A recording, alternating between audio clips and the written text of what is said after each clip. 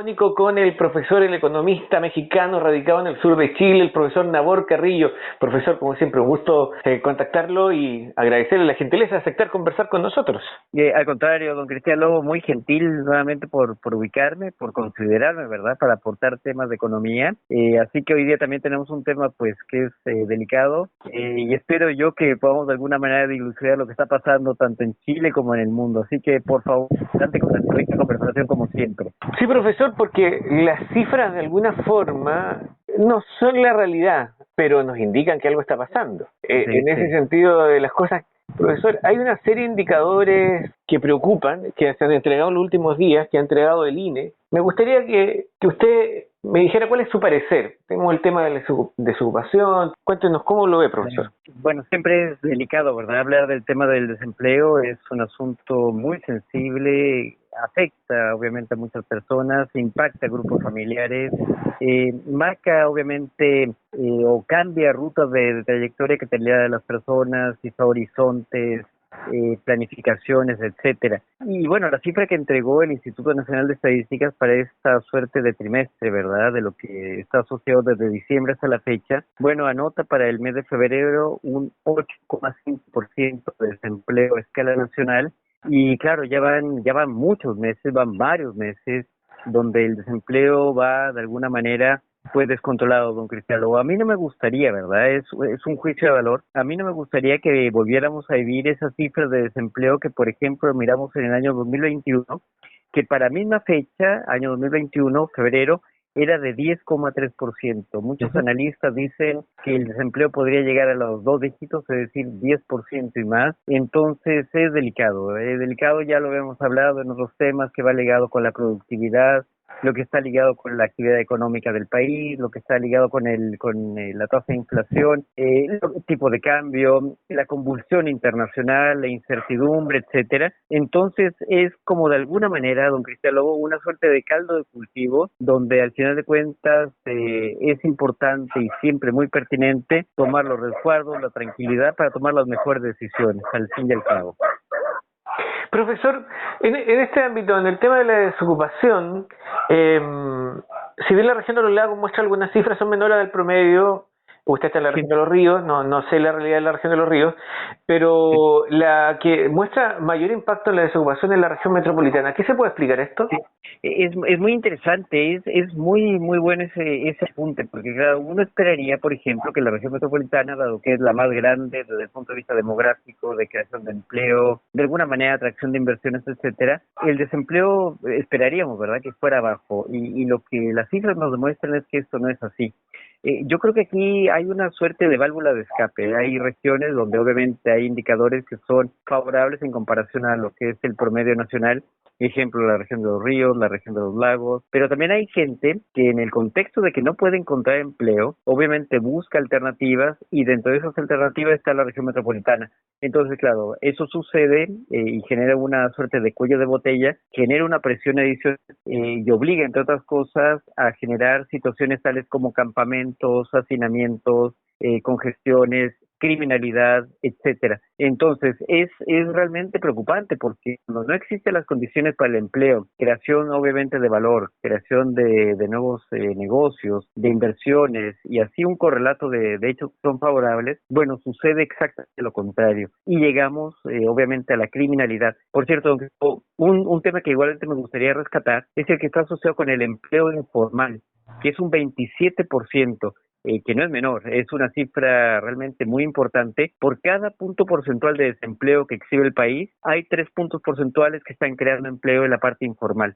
Entonces, es un dato no menor. Esto significa que como hay presiones desde el punto de vista laboral, muchas personas se refugian en la informalidad, que obviamente no es lo razonable, no es lo conveniente, no se pagan impuestos, no se pagan aspectos previsionales, no se pagan patentes municipales y así. Lo cierto es que muchas veces para muchas personas eso es una suerte de válvula de escape, vender lo que está asociado con la calle y donde también va de la mano con malas calidades, no hay garantías, no hay boletas, etcétera. Entonces, para rescatar el punto, 27 puntos porcentuales, 27% es la tasa de creación de empleo en la parte informal, don Cristian Lobo. Ahora, profesor, a lo mejor usted me corrige, pero estaba tratando de buscar aquí, no encuentro el apunte que tenía, pero esto suele pasar cuando estamos así. Pero, sí, en vivo y en directo. En vivo y en directo, es que el hecho de que ha aumentado la tasa de desocupación, pero no ha aumentado la tasa de informalidad, incluso ha bajado la tasa de informalidad de trabajo informal como tal. Okay. Lo busqué por ahí, pero lo estoy tratando de hacer de memoria. No sé si estoy equivocado, profesor.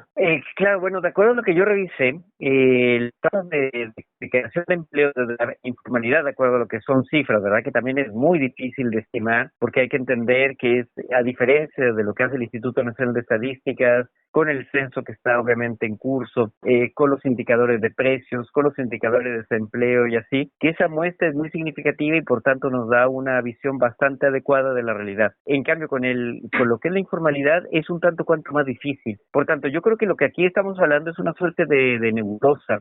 ¿Cuánto es lo que al final del día las personas que no pueden encontrar trabajo desde la parte formal, ya sea porque existen barreras para ese empleo, o bien porque es que las personas han encontrado una suerte de incentivo no lícito para vender, realizar algún tipo de comercio desde el punto de vista informal, que claro, no es adecuado, no es conveniente, como ya lo decía, no se pagan impuestos, previsionales, sí.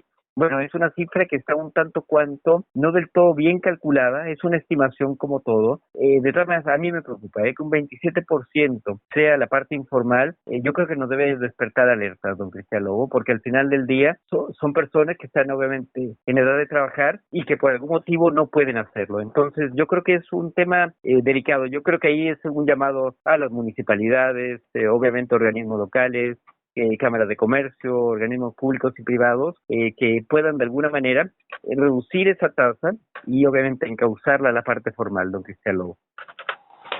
Ahora, profesor, ¿cómo explicarlo en simple? Porque, a ver, lo hemos dicho muchas veces, pero tal vez no se ha logrado entender que el hecho de la recaudación del trabajo formal como tal, usted lo mencionó hace un ratito atrás, tiene que ver con el tema del impuesto.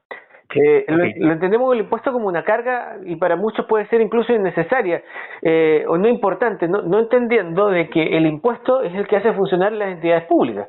Estamos entendiendo en lo más simple la educación y la salud, por ponerlo en lo práctico. Los subsidios que se entregan, o sea, las arcas estatales se alimentan de los impuestos. Ok, perfecto. Eso es cierto. Claro, está demostrado que los países que obviamente tienen mejores indicadores en cuanto a prosperidad económica, sus tasas de impuestos son mayores y tienen un correlato que va de la mano con bienestar social, es decir, escuelas, hospitales, carreteras y algunos otros beneficios que van de la parte pública.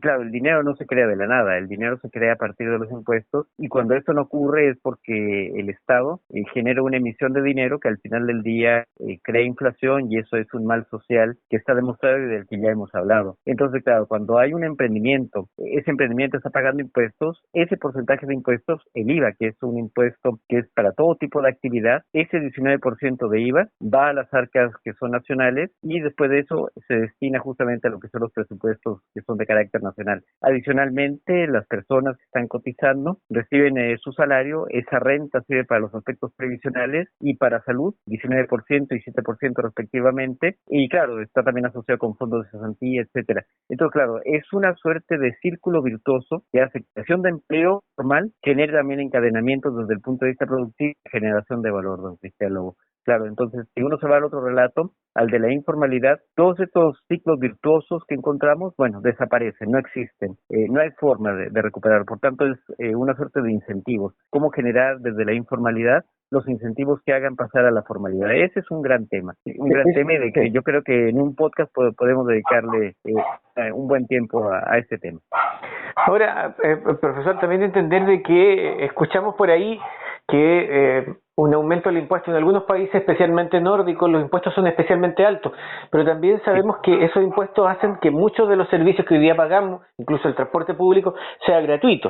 O sea, es una cosa por otra. Por ejemplo, sin embargo, hay otros países, voy a colocar algo que está sucediendo con España, por ejemplo, como Andorra, donde los impuestos son muy bajos y atraen mucha gente que quiere pagar menos impuestos y coloca sus Sí, casas o sus bases comerciales ahí. sí. ¿Cómo se ve desde el punto de la economía global esto, profesor? Hay escuelas aquí prácticamente.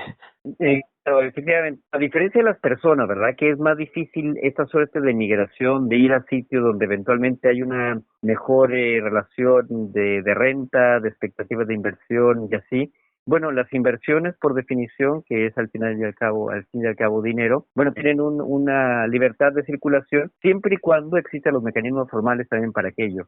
Hay países que obviamente tienen fama, ¿verdad?, de ser paraísos fiscales, Islas Caimán, por ejemplo, pensando en el continente nuestro, claro que son paraísos fiscales donde la tasa de imposición de estas inversiones es muy, muy baja, y que también tiene un relato que uno puede pensar que al final del día esos impuestos no se pagan en la nación donde fueron creados. Es un tema bien muy delicado, por eso es que es importante la coordinación entre los países, la coordinación entre los sistemas tributarios.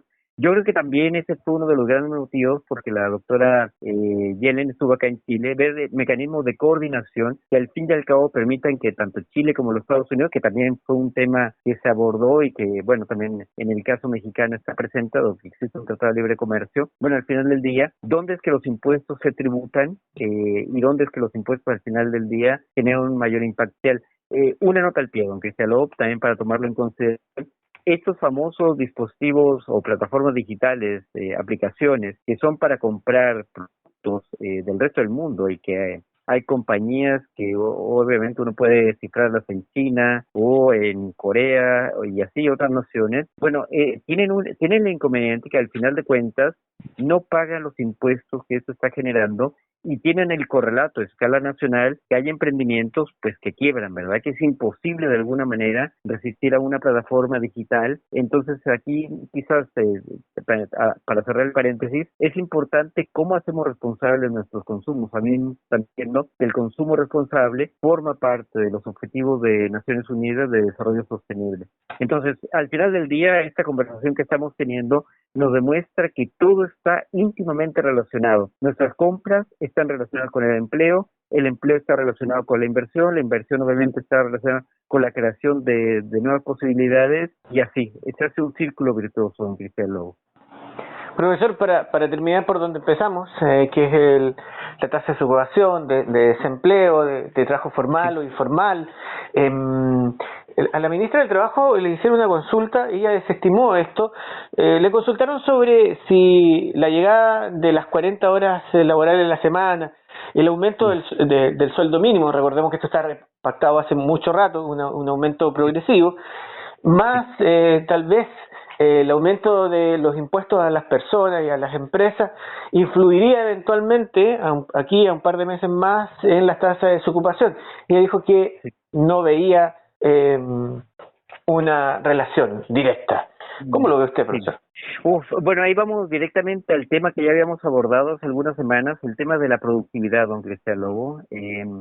Está demostrado, la productividad al fin y al cabo es la que hace que las naciones progresen y se desarrollen. No hay una fórmula mágica. Y claro, la productividad al final del día es eficiencia, es mejora, es conocimiento, es innovación y es desarrollo. Y que muchas veces no está ligado con una cantidad de trabajo, sino que está ligado justamente con objetivos.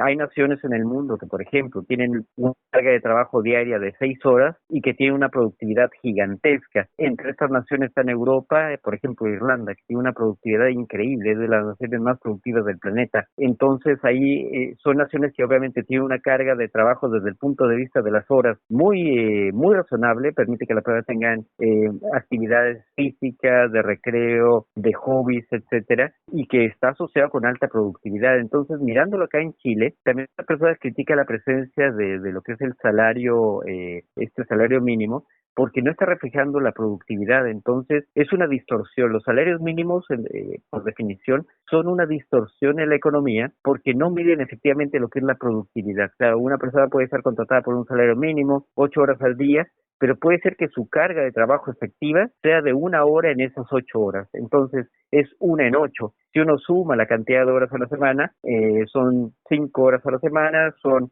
prácticamente 20 horas al mes, por tanto la productividad es bajísima. Entonces, esa es una suerte de cuello de botella, una navaja de doble filo que nos presenta justamente el salario mínimo. Yo creo que acá en Chile se merece una gran discusión, don Cristian Lobo, una gran discusión, y yo humildemente opinaría que cada sector debería observar cuál es la productividad promedio que tiene ese sector y establecer en consecuencia o un parámetro, alguna cifra promedio, claro, pero que no sea una suerte de imposición, sino que sea una suerte de un mero indicador, claro, que no sea una suerte de encontrar un parámetro per se, sino que sea una suerte de indicador de eficiencia, indicador de efectividad, pero que siempre vaya ligado con la productividad, don Cristian. Luego es lo que yo podría sugerir al respecto. A mí se me viene así, no estoy inventando, creo que no recuerdo exactamente el país o la legislatura donde existen sueldos mínimos por rubro. Ok, sí, efectivamente,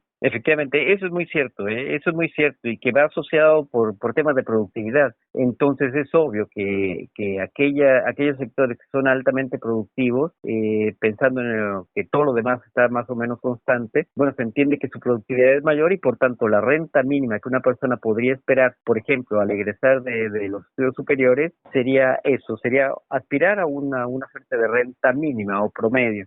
Sí, y eso es muy cierto, porque los sectores no son iguales, no son homogéneos, se enfrentan a realidades distintas de mercado, y ahí podríamos dejar a la pasadita, bueno, lo que pasó con Huachipato, don Cristian Lobo, ¿Sí? que tiene un cierre indefinido y que está asociado con productividad. Bueno, muchos dicen que también está asociado con DOM, que China está vendiendo acero a una calidad menor y a un precio también menor, que no compite en términos de lo que se estaba haciendo en lo que es esta región del Biobío.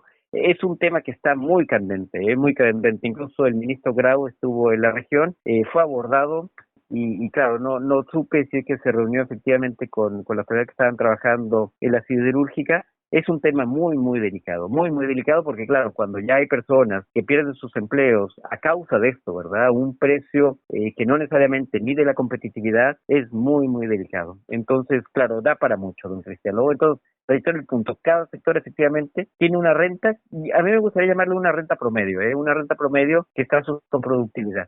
O sea, yo lo recuerdo para un ejemplo práctico, por si acaso alguien nos está escuchando y dice, bueno, no he escuchado de esto, ¿dónde se podrá implementar? O me parece utópico. Decir, por ejemplo, que cuando se postula a las Fuerzas Armadas o Carabineros o la PDI, inmediatamente aparecen sus sueldos mínimos, y sus sueldos mínimos están muy por sobre el promedio no muy, pero sí están por sobre el promedio del sueldo normal, y ellos ya establecen ese monto. Profesor, yo creo que aquí anotamos otro podcast más por hacer a la larga lista. A la larga lista de los pendientes. Así que, profesor, le agradezco enormemente la conversación. Profesor Nabor Carrillo, economista mexicano radicado en el sur de Chile por amor, le decimos porque está casado con una chilena desde la región de Los Ríos. Muchas gracias, profesor, muy amable. Muy amable, igualmente, un abrazo, gracias. Igual, chau.